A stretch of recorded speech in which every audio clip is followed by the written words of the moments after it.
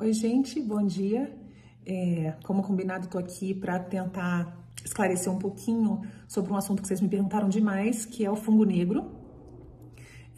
Tem havido muita notícia por aí, né, e explorada de uma forma um pouco superficial. Então, eu acho que a gente podia conversar um pouquinho melhor. Eu vou tentar ser super concisa, o mais concisa que eu puder, para deixar vocês mais tranquilos, entendendo um pouco melhor por que isso está acontecendo agora, o que é isso, quem que deve se preocupar e tudo mais, tá bom?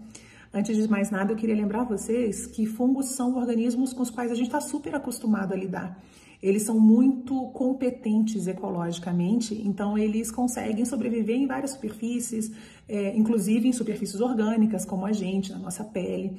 E eles normalmente não causam nenhum tipo de desconforto ou doença, a não ser que eles consigam invadir esse tecido, ou por falta de competição, de ter outro bicho ali que esteja competindo com eles e assim controlando as populações, ou porque a nossa imunidade caiu tanto que não consegue mais também ajudar nesse controle, e aí eles conseguem se multiplicar, invadir e causar doença.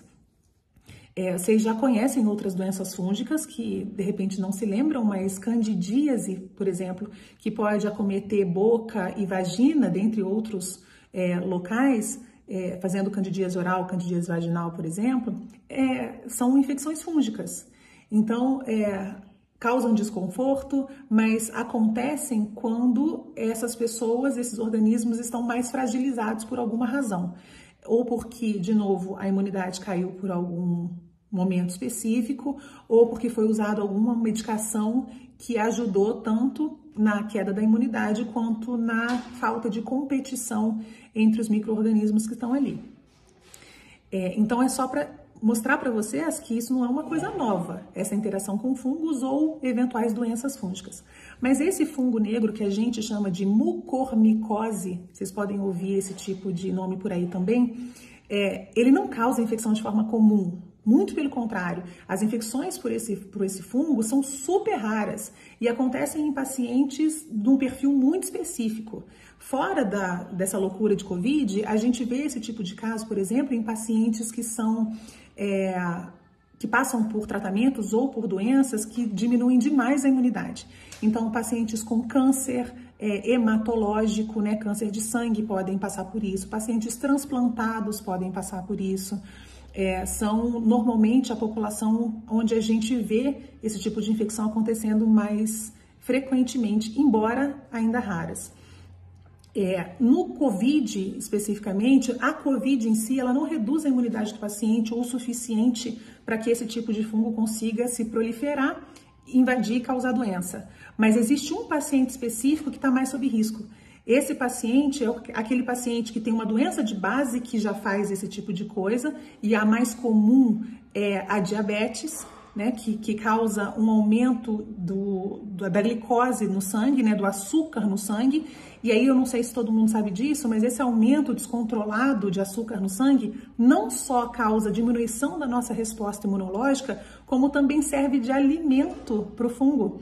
Então ele encontra um ambiente em que ninguém compete com ele, ninguém dificulta a entrada dele, e ele ainda tem alimento farto. Então é mais fácil para ele se multiplicar e causar doença. Ah, mas vai acontecer isso em todo paciente diabético com Covid? Claro que não.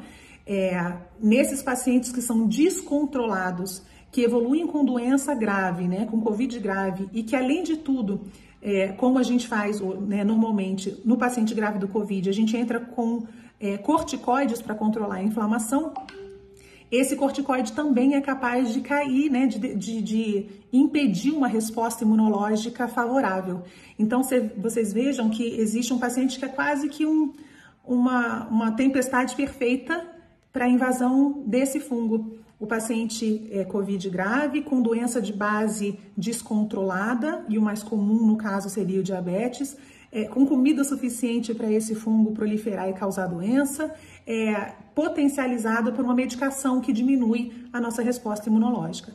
Então, são esses os casos em que a gente tem visto aparecer. Não são casos comuns. E as infecções, ainda assim, por esse fungo, são bastante raras. Ah, mas por que isso está aparecendo na Índia, então, agora? Porque isso é do vírus? É uma variante diferente que está causando isso? Não, o que parece estar acontecendo é que a Índia tem uma das maiores concentrações de diabéticos descontrolados do mundo. Então, é uma população gigantesca, o vírus se disseminou de uma forma bastante descontrolada, então muita gente ficou doente, e dentre esse muita gente que ficou doente, tem lá uma porcentagem que, ainda que muito pequena, na Índia, que tem 1,4 bilhões de habitantes, é bastante gente. Então, nesse grupo de pessoas que ficou gravemente doente, haviam muitos diabéticos descontrolados e nessas pessoas apareceram alguns casos desse fungo. No Brasil também alguns apareceram, mas aonde então que a gente precisa concentrar os nossos esforços? Em educar os pacientes, em controlar as doenças de base. Então, você que está aí, que está me ouvindo, que é diabético, que tem dificuldade de controlar a sua doença, ou por comportamento, ou por acesso à medicação, tenta resolver isso de alguma forma, né? Procura alguém, procura um posto de saúde, procura um médico que você confie, para controlar melhor essa doença.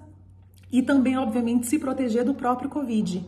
Porque se você controlar sua doença de base e não tiver o Covid, que pode lhe levar a uma doença mais grave, e não utilizar o corticoide que potencializa isso tudo, o seu risco de ter uma doença como essa é muito menor. Tá bem? Já tá longo? Se vocês tiverem alguma outra dúvida, vocês comentem aqui e eu tento esclarecer, tá bom? Beijo grande para vocês, até mais.